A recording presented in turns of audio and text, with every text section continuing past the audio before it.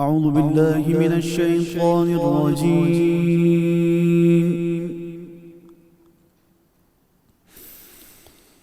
بسم الله الرحمن الرحيم.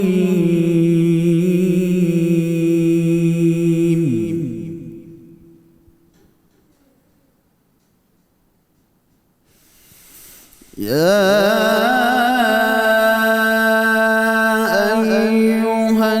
الذين آمنوا اتقوا الله وقولوا قولا سديدا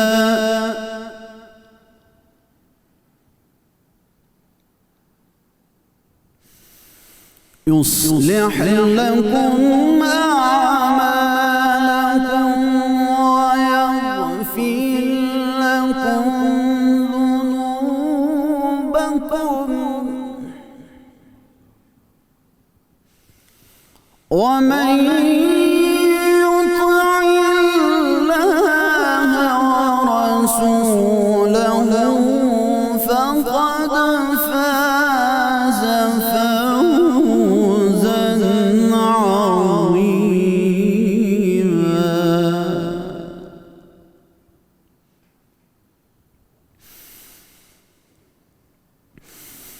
يا أيها الذين آمنوا اتقوا الله وقولوا قولا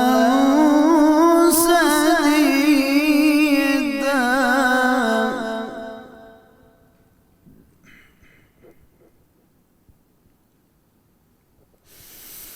يصلح لكم أعمالكم ويغفر لكم ذنوبكم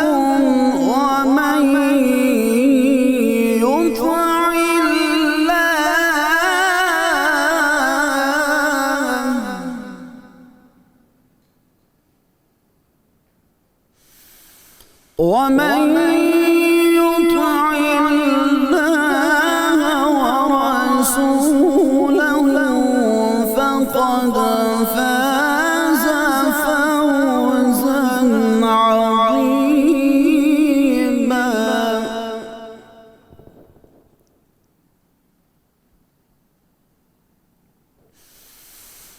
إنا عرضنا الأمانة على السماوات والأرض والجبال فأبين أن يحملنها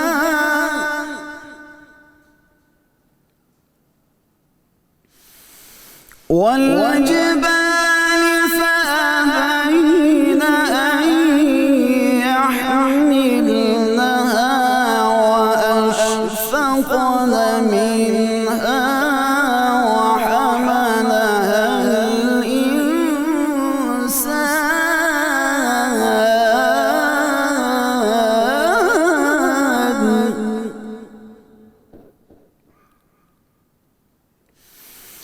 إنه كان ظلوما جهولا. صدق الله العظيم. جزاک اللہ قاری ڈاکٹر محمد اکرام اللہ محسن صاحب، جزاک اللہ.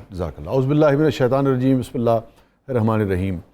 یو کے، یو ایس اے، سعودی عربیہ، خلیجی ممالک، پاکستان، یورپ، پاکستان سے باہر، جہاں جہاں ہماری آواز اور تصویر جا رہی ہے، میری اور 92 نیوز کی طرف سے السلام علیکم ورحمۃ اللہ وبرکاتہ.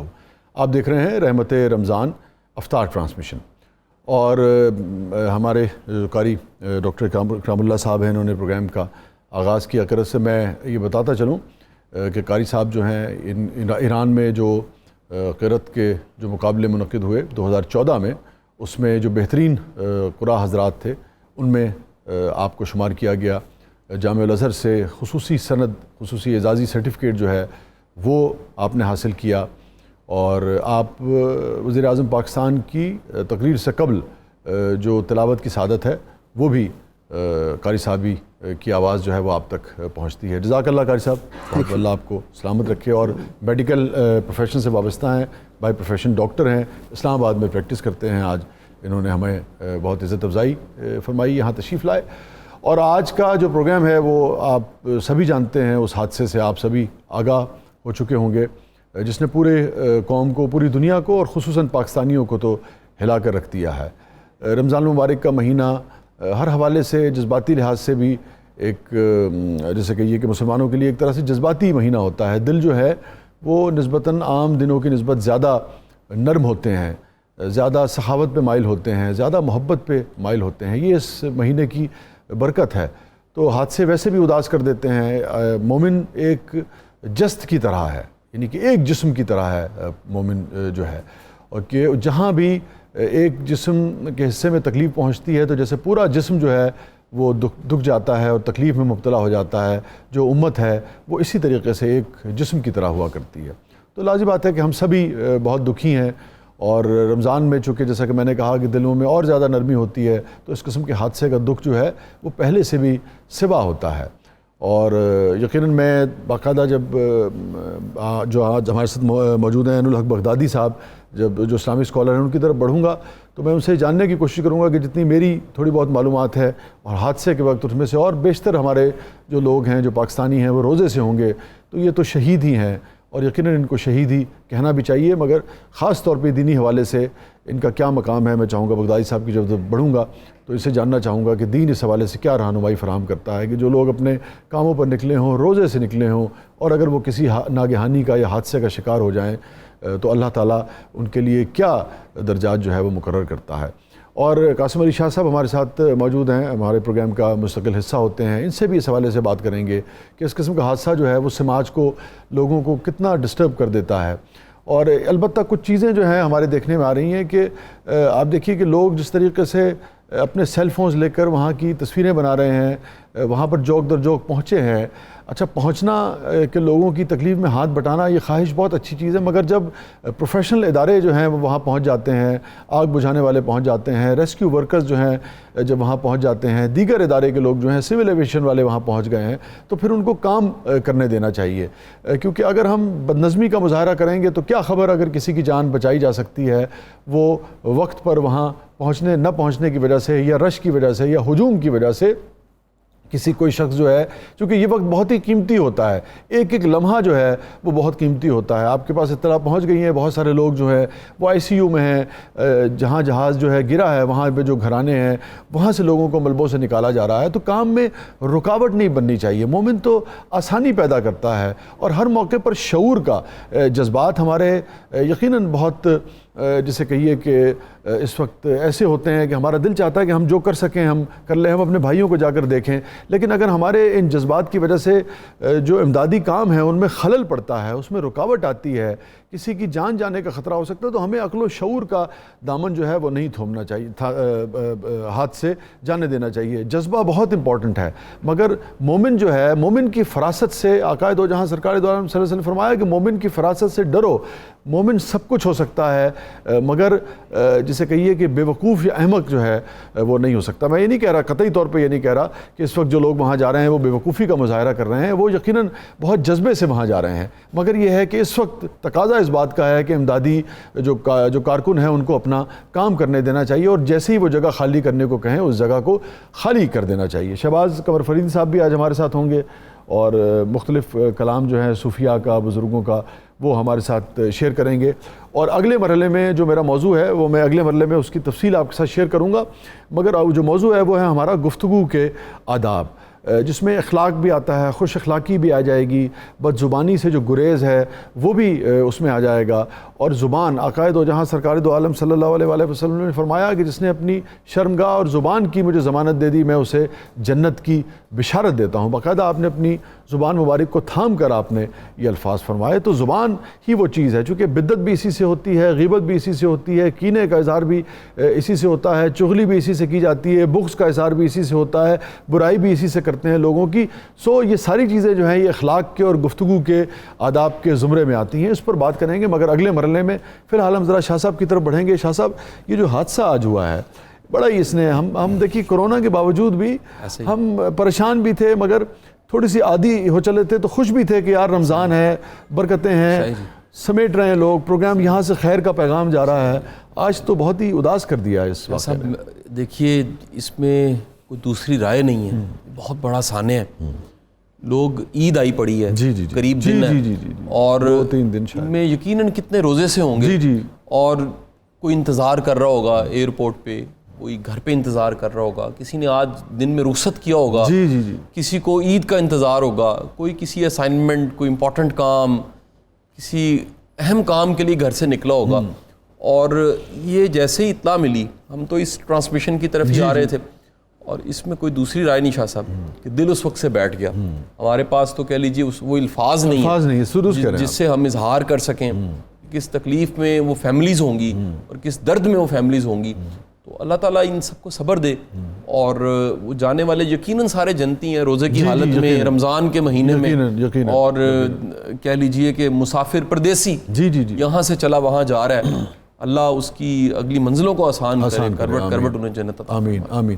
بغدادی صاحب یہ بتائیے کہ جیسے شاہ صاحب نے کہا کہ ہمارا علم جو تھوڑا بہت ہے وہ تو یہ کہتا ہے کہ بھئی یہ جنتی لوگ ہیں اور یہ شہید کا درجہ ان کا لگتا ہے. آپ ذرا بالکل صحیح اسلامی حوالے سے بتائیے کہ اس قسم کی ناگہانی اگر ہو جائے، رمضان کا مہینہ ہو، بیشتر لوگ، یقیناً ہم دعوے سے کہہ سکتے ہیں کہ بیشتر لوگ روزے سے ہوں گے. ہم جانتے ہیں پاکستانیوں کو، اپنے بہن بھائیوں کو ہم سے زیادہ کون جانے گا. تو کیا ان کے لیے دین اسلام کہتا ہے؟ شاہ صاحب اگرچہ آپ نے درست فرمایا کہ اکثر لوگ روزے سے ہوں گے، اور اگر وہ روزے سے نہ بھی ہوں تو وہ مسافر تھے، اور ان کو اللہ رب العزت نے ایک اور حکم کے تحت یہ اجازت دی ہوئی ہے کہ سفر کی صورت میں آپ روزہ نہ بھی رکھیں. ٹھیک ہے. بہر صورت وہ جس طرح بھی تھے، ناگہانی جو موت ہے اس پہ روایات موجود ہیں کہ کوئی شخص اگر آگ میں جل کر، پانی میں ڈوب کر یا اس طرح سے اس کا وصال ہو جاتا ہے تو وہ شہادت کی موت ہے. اللہ اکبر. اور یہاں پر بھی کیونکہ ایک تو حادثہ کہ جہاز گر گیا، اور ایک حادثہ اس کے بعد ہو گیا کہ اس کو آگ بھی لگ گئی، یعنی کہ وہ جل کے بھی لوگ ان کی شہادت ہو رہی ہے.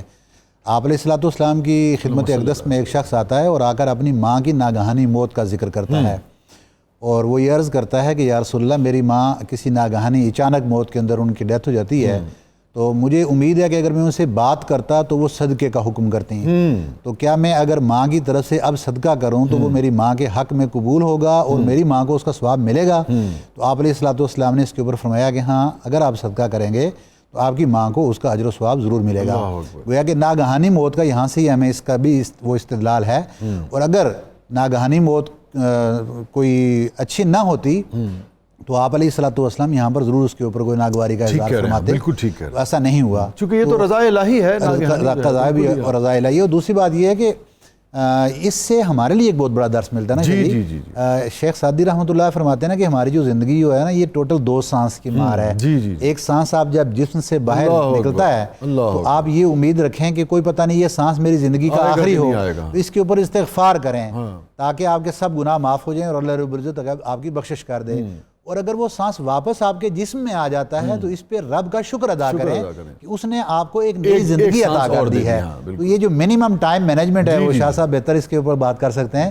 ٹائم مینجمنٹ کی جو منیمم آپ ریکوائرمنٹ اس کی تعین کر سکتے ہیں اس کا وہ یہ ہے. بالکل درست. تو یہ ہمارے لیے بھی ہے کہ ہم اپنی زندگیوں کو اس انداز میں گزاریں کہ زندگی کا موت کا کوئی پتہ نہیں کہ وہ ایک سانس کے اوپر بھی آ کر ہمیں پکڑ سکتی ہے. ہمیں اپنی زندگی کو ہر وقت اس کے لیے تیار رکھنا چاہیے. مجھے یاد آ گیا کہ آدمی تیرا اعتبار کہاں، آدمی تیرا اعتبار کہاں، ہاں ابھی تھا ابھی نہیں ہے، ہاں ابھی تھا ابھی نہیں ہے.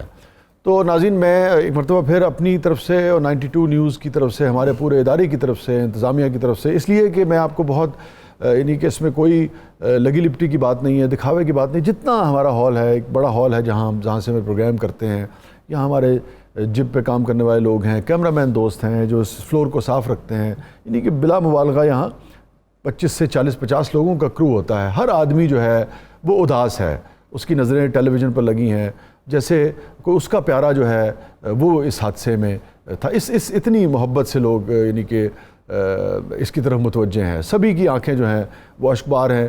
تو اور جیسے کہ بغدادی صاحب نے کہا، جو جن کے لواحقین ہیں ان کے لیے ایک تو اطلاع یہ ان کے دلوں کو سکون اور ڈھارس دے سکے گی کہ جو لوگ آج آپ سے جدا ہوئے ہیں ان کا درجہ جو ہے وہ شہیدوں کا درجہ ہے. جانا تو سب نہیں ہے، مگر اگر آدمی ایسی موت چلا جائے جس میں دین اسلام یہ کہتا ہو کہ یہ شہیدوں کے کسی درجے پر فائز ہو گیا ہے، تو ایک طریقے سے انسان کے دل کو تسلی بھی ہو جاتی ہے اور ڈھارس بھی ہو جاتی ہے.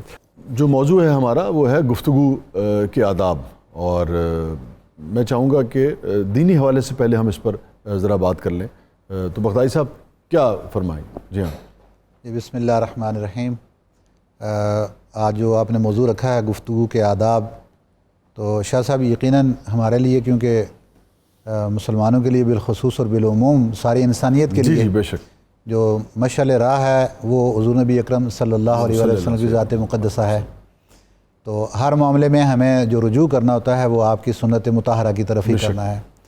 تو گفتگو کے حوالے سے بھی جو اس کے آداب اور جو اس کا سلیقہ ہے، تو آپ علیہ الصلوۃ والسلام کی سنت مطہرہ سے ہمیں وہ درس ملتا ہے. جی آپ علیہ الصلوۃ والسلام کی کیونکہ گفتگو اس حوالے سے بھی بڑی نپی تلی اور ایک سانچے میں ڈھری ہوئی ہوتی تھی، اور اس کی ایک علت یہ تھی کہ وما ینطق عن الہویٰ، کہ آپ علیہ الصلوۃ والسلام تو اپنی مرضی سے گفتگو فرماتے نہیں تھے، اور صرف وہی گفتگو کرتے تھے جو اللہ رب العزت کی طرف سے وحی کی صورت میں آتی تھی.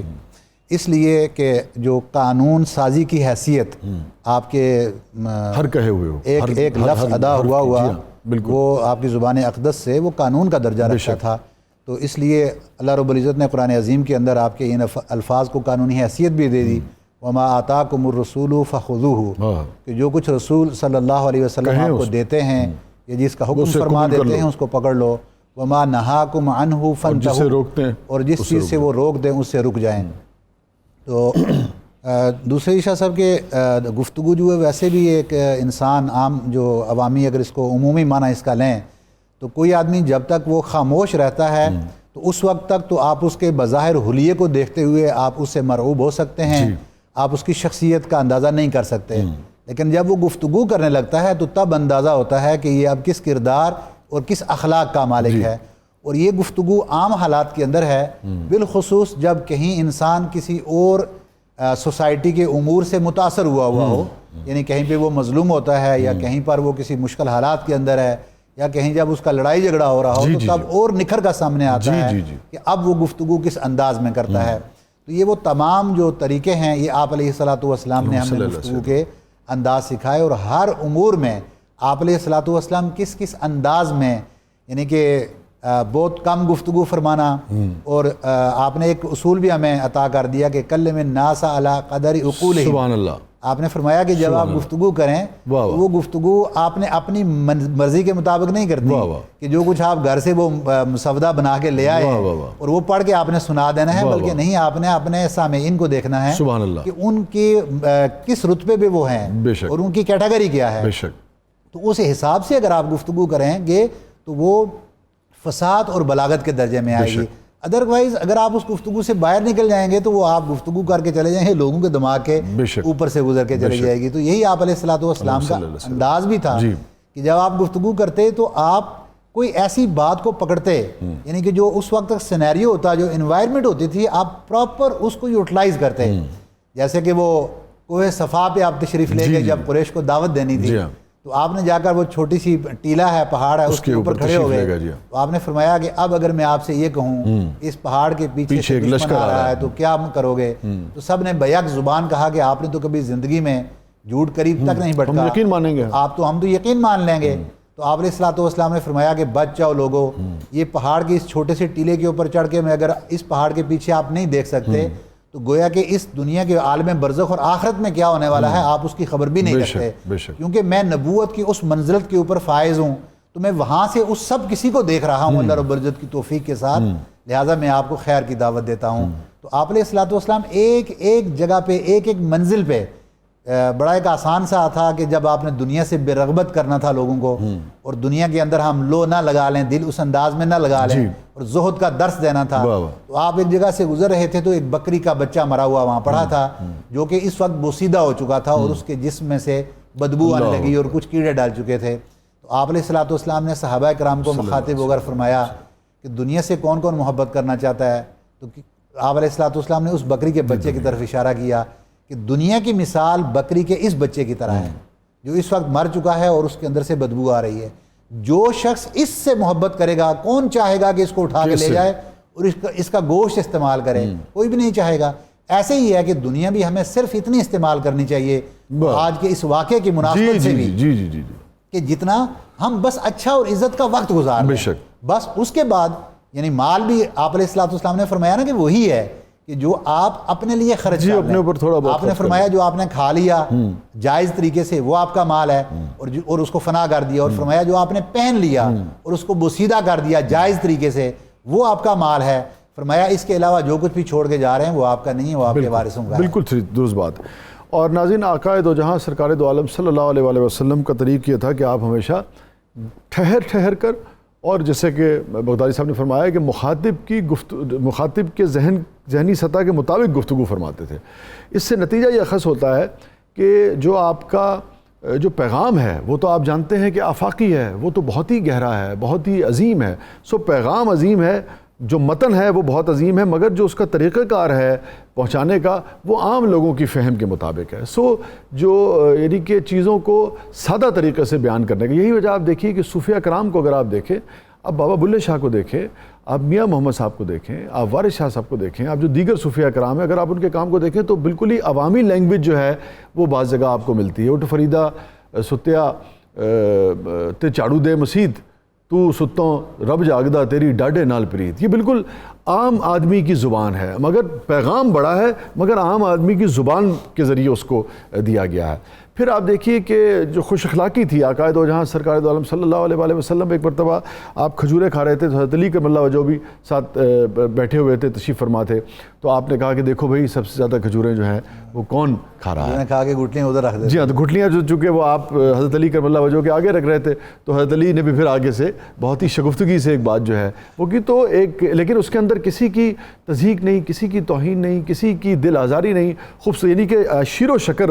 باہم ہونے کا جو پیغام ملتا ہے۔ اسی طرح مجھے یاد ہے کہ حضرت مقداد نے ایک مرتبہ، بڑا مزے کا وہ واقعہ ہے دلچسپ، تو وہ بکری کا دودھ تھا وہ، تو رات کو 3 صحابی جو تھے وہ گھر میں تھے، سرکار اپنے باہر سے تھے، تو حضرت مقداد نے سوچا کہ سرکار تو مدینے والے بہت پوچھتے ہیں انہیں، تو یہ تو کچھ کھا پی کے آئیں گے، ان کو بہت بھوک لگ رہی تھی، تو بکری کا دودھ جو لمیٹڈ تھا وہ حضرت مقداد نے ایک طرح سے آقا کے حصے کا بھی پی لیا۔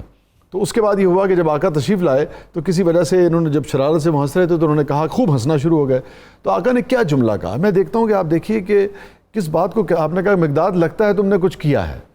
میں اس جملے کو دیکھتا ہوں، اچھا اب تاریخ میں جی اب تاریخ میں چونکہ یعنی کہ سرکار کا جملہ تو کوٹ ہوا ہے، لیکن کم از کم جو کتب میں نے پڑھی ہیں اس میں جیسچر آپ کا تاثر کوٹ نہیں ہوا، مگر جملہ بتا رہا ہے کہ کتنی شگفتگی سے اپنے صحابی سے بات ہو رہی ہے کہ لگتا ہے تم نے کچھ کیا ہے بھائی، وہ ہنس رہے تھے۔ آپ کی گفتگو سے مجھے ایک بات یاد آ گئی کہ کتنے وقت کی مناسبت سے آپ علیہ الصلوۃ والسلام گفتگو کو ایسے موڑ لیتے تھے۔ سیدہ صفیہ رضی اللہ تعالیٰ عنہا کے پاس پہنچتے ہیں تو آپ کو بڑے جلال میں پایا، تو پوچھا کیا وجہ ہے، تو فرمانے لگیں کہ مجھے حضرت حفصہ رضی اللہ تعالیٰ نے طعنہ دیا ہے، تو آپ نے فرمایا کہ آپ ان سے یہ کہو کہ آپ ایک نبی کی بیٹی ہیں، یعنی حضرت موسیٰ علیہ السلام کا انہوں نے تذکرہ فرمایا، اور آپ ان کو یہ کہیں کہ میرا ایک نبی چچا نبی ہے، یعنی حضرت ہارون علیہ السلام جو ان کے بھائی تھے، اور تیسری بات فرمائی کہ آپ ان کو یہ کہو کہ میں ایک نبی کی بیگم ہوں، وائف ہوں، زوجہ ہوں، تو آپ ان کو یہ بتائیں، پھر ان سے یہ پوچھیں کہ وہ کس بات کے اوپر اتنا بڑا فخر کرتی ہیں۔ تو آپ یعنی کہ ہر بات کو وقت کی مناسبت سے جائز طریقے سے اس کو موٹیویٹ کریں۔ جی ہاں، تو شاہ جی آپ کا تو سبجیکٹ ہی یہی ہے، اب بغیر کسی سوال کے اوور ٹو یو، گفتگو کے طریقے۔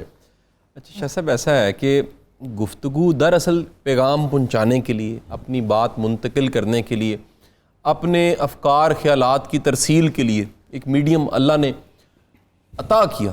یعنی یہ کہہ لیجئے کہ باقی مخلوقات کو جو کمیونیکیشن عطا ہوئی وہ بڑی محدود ہے۔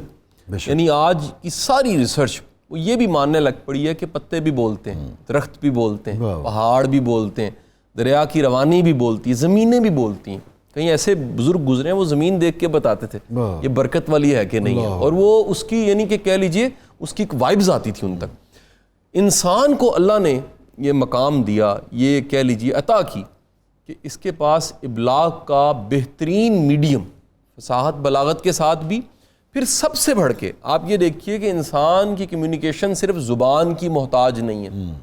ریسرچ یہ کہتی ہے کہ 57% کمیونیکیشن جو ہم کر رہے ہوتے ہیں وہ باڈی لینگویج پہ ڈیپینڈنٹ ہے. ایک بات جو میں آپ سے کر رہا ہوں, میں اس انداز سے جسم کو اس حرکت حالت میں رکھتے کر رہا ہوں, اس کا اثر کچھ اور ہے. میں اکڑ کے یہی بات کروں اس کا معنی بدل جاتا ہے. میں ہاتھ لٹکا کے کروں اس کا معنی بالکل بدل جاتا ہے. میں ہاتھ جوڑ کے کروں تو اس بات کا بالکل مفہوم بدل جاتا ہے. پھر 30 سے زیادہ جو پرسنٹیج ہے, 30% تقریباً یا 33% بھی کہتے ہیں, وہ ہے فیس کے ایکسپریشنز. ٹھیک ہے, یعنی آپ کے فیس کے ایکسپریشنز کیا ہیں, پھر آپ کا لہجہ کیا ہے وہ بھی اس میں آ جاتا ہے. سو جو کہا جا رہا ہے اگر آپ ان دونوں کو ملا لیجئے تو وہ بڑا محدود سا جملے کا اثر بڑا محدود ہے. اچھا, یعنی کہا جاتا ہے جو کہا جا رہا ہے وہ 7% ہے. ٹھیک ہے, 100 میں سے 7% کمیونیکیشن تو الفاظ جملوں کی محتاج ہے, اور باقی کہہ لیجئے 93% ہے وہ باڈی لینگویج, فیس کے ایکسپریشنز. آپ دیکھیں نا, ہم ٹی وی کے لوگ ہیں, میڈیا پہ روٹین ہے ہماری, بیٹھتے ہیں, ہم ناگواری کا احساس محسوس کر لیتے ہیں. ہم کسی کے کہہ لیجئے جو کسی کا اچھا لگنا, کسی کا اچھا محسوس کرنا, کسی کی داد کو اس کی مسکراہٹ سے محسوس کر لیتے ہیں. اچھا, ایک سر بڑی امپورٹنٹ چیز ہے, جو بولنے والی دنیا اس میں سننے والا بڑا اہم ہے. اس پہ کوئی بات نہیں کرتا. ٹھیک کہہ رہے ہیں کہ سننے والا بولنے والے کو طاقت دے رہا ہوتا ہے. آپ ابھی مجھے سننا چھوڑ دیجئے, میرے جملوں کی بناوٹ ختم ہو جائے گی, ان کی ساخت خراب ہو جائے گی, اسٹرکچر گر جائے گا, میں محدود ہو جاؤں گا. ممکن ہے میں تھوڑی دیر کے بعد معافی مانگ لوں کہ میں بول نہیں سکتا کیونکہ میرا سننے والا سامنے نہیں ہے, متوجہ نہیں, میں کس کے ساتھ بات کر رہا ہوں. اب کہہ لیجئے کہ کمیونیکیشن ابلاغ ایک مکمل سائنس ہے. میں ایک میں اس میں اگر آپ اجازت دیجئے تو کچھ چیزوں کو میں چاہوں گا اس میں مینشن کرنا. شاہ صاحب, الفاظ اور جملوں کی طرف اگر آؤں تو الفاظ کا چناؤ بڑا اہم. ایک ہی بات کئی انداز سے کی جا سکتی ہے.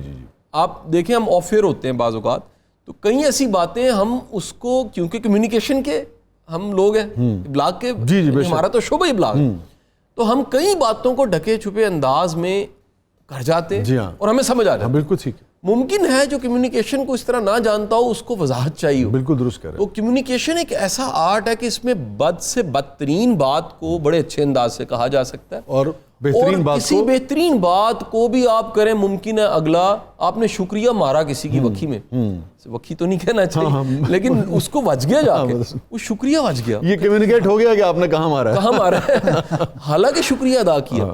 سو بعض اوقات کمیونیکیشن سے بڑا طوفان آ جاتا ہے. ٹھیک بات. اس میں دیکھیے دین, آپ بغدادی صاحب تو زیادہ بہتر گائیڈ کر سکتے ہیں کہ جو زبان کی کہہ لیجئے شر انگیزی ہیں یا اس کا ڈیمیج ہے وہ اتنا خوفناک ہے, اور زبان کتنی طاقتور ہے. شاہ صاحب, اگر 2 جملے کسی کو اچھے مل جائیں اس کی پوری زندگی سنور جاتی ہے. بے شک. میں اپنے زمانے طالب علم میں ایک چھوٹا سا واقعہ اجازت دے دیجیے. میرے ایک فزکس کے ٹیچر تھے, اللہ ان کو لمبی زندگی. اچھا, اگر ہم واپس آ کے لیں ذرا, لوگوں کو تجسس بھی رہے گا کہ یار شاہ صاحب کیا واقعہ سنانا چاہتے ہیں, اس چکر میں لوگ جائیں گے نہیں آپ کے اس واقعے. ناظرین, چھوٹے سے وقفے کے بعد واپس آتے ہیں اسی واقعے سے. جو فزکس کے استاد تھے آپ کے, فزکس کے ٹیچر کا اپنا واقعہ شیئر کرنا چاہ رہے تھے قاسم علی شاہ صاحب, یہیں سے ہم آغاز کریں گے. آپ چھوٹے سے وقفے کے بعد واپس آئیں. آنسوؤں سے کر لے اپنی آنکھیں نم, رمضان کی حرمت بھی دیکھو نہ ہو کم.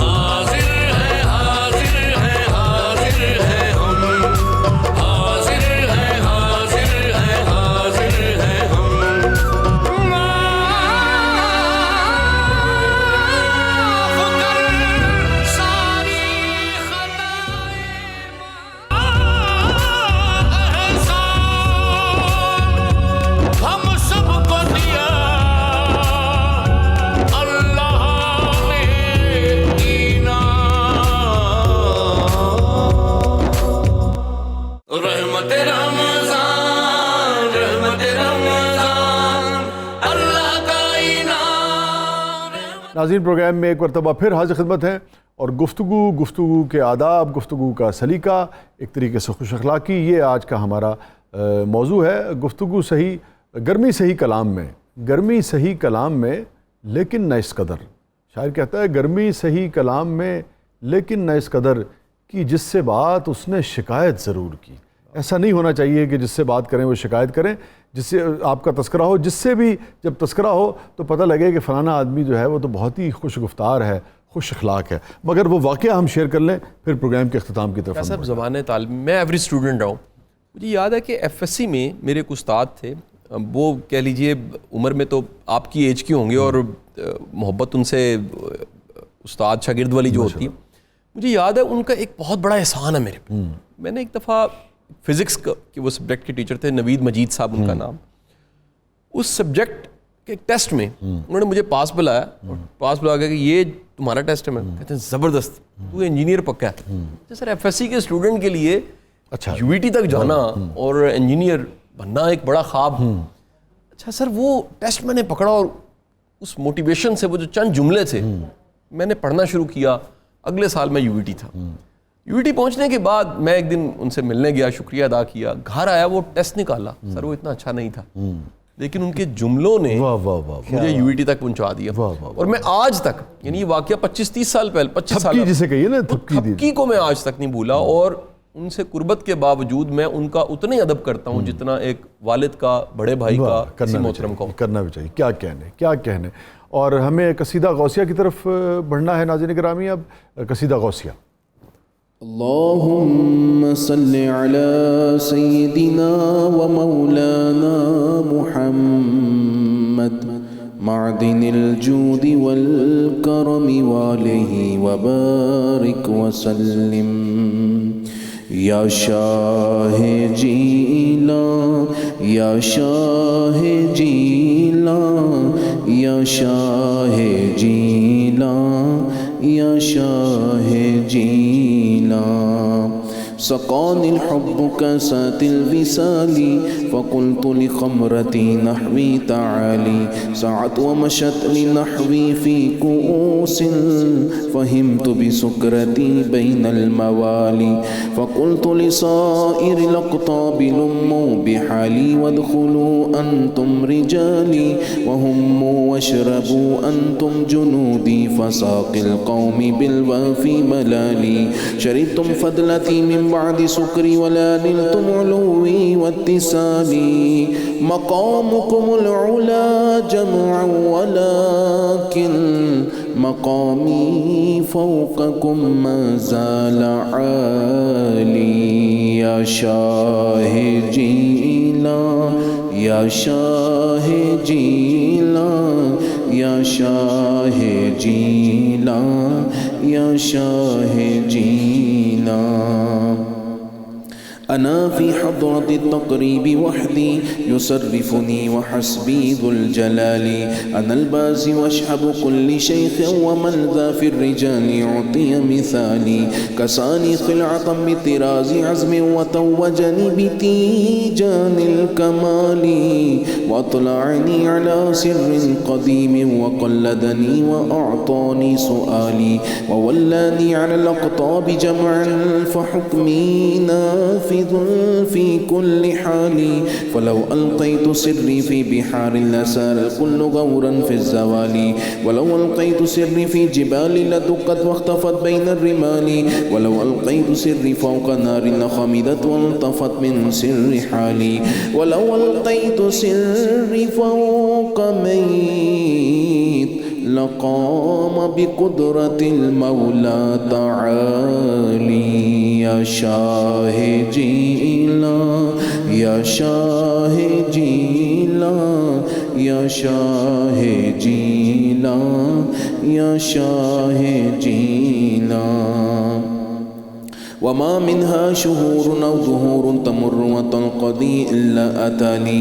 وتخبرني بما يأتي ويجري وتعلمني فاقصر عن جدالي. مريديهم وطب واشتح وغني وافعل ما تشاء فالاسم علي. مريدي لا تخف الله ربي عطاني رفعة نلت المنال. طبولي في السماء والأرض دقت وشوس قصص السعادة قد بدا لي بلاد الله ملكي تحت حكمي ووقتي قبل قلبي قد صفى لي نظرت إلى بلاد الله جمعا كخردلة على حكم اتصالي مريدي لا تخف واصل فإني عزوم قاتل عند القتال يا شاه جيلا يا شاه جيلا يا شاه جيلا يا شاه جيلا درست العلم حتى صرت قطبا ونلت سعدا من مولى الموالي فمن في أولياء الله مثلي ومن في العلم والتصريف حالي رجال في هواجرهم صيام وفي ظلم الليالي كاللآلي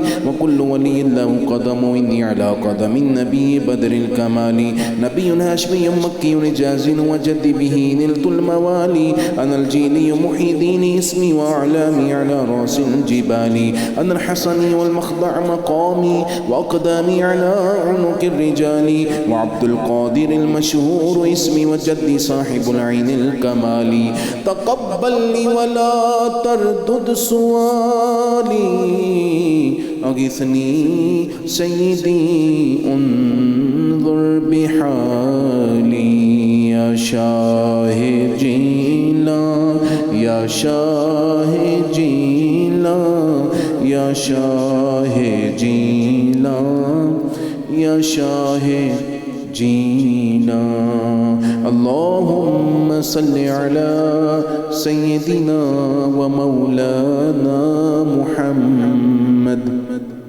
معدن الجود والكرم وآله وبارك وسلم يا رحمن يا الله يا رحمن يا الله يا رحمن يا الله يا رحمن يا الله يا غفار يا الله يا غفار يا الله يا غفار يا الله يا غفار يا الله يا رزاق يا الله يا رزاق يا الله يا رزاق يا الله يا رزاق يا الله يا رزاق يا الله يا سلام يا الله يا سلام يا الله يا سلام يا الله يا سلام يا الله يا حي يا قيوم يا حي يا قيوم يا حي يا قيوم يا حي يا قيوم يا الله يا الله يا الله يا الله يا الله يا الله يا الله يا الله يا الله يا الله يا مسبب الأسباب يا مسبب الأسباب يا مسبب الأسباب يا مسبب الأسباب دل کو نور کر دے سختی دور کر دے اپنا قرب دے کر دوری دور کر دے آمین یا رب العالمین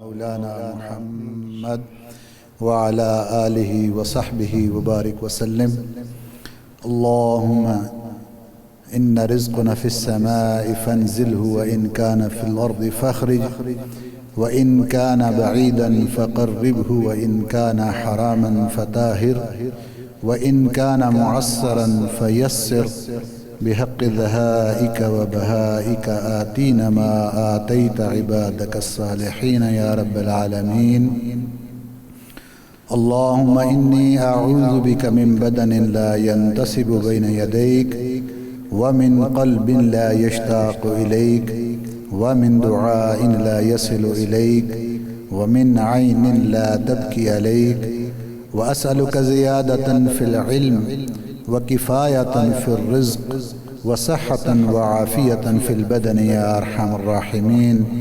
ربنا لا تؤاخذنا إن نسينا أو أخطأنا، ربنا ولا تحمل علينا إصرا كما حملته على الذين من قبلنا، ربنا ولا تحملنا ما لا طاقة لنا به، واعف عنا واغفر لنا وارحمنا أنت مولانا فانصرنا على القوم الكافرين.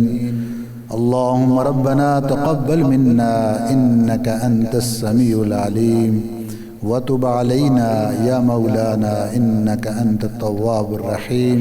وصلى الله تعالى على خير خلقه محمد وآله وصحبه أجمعين.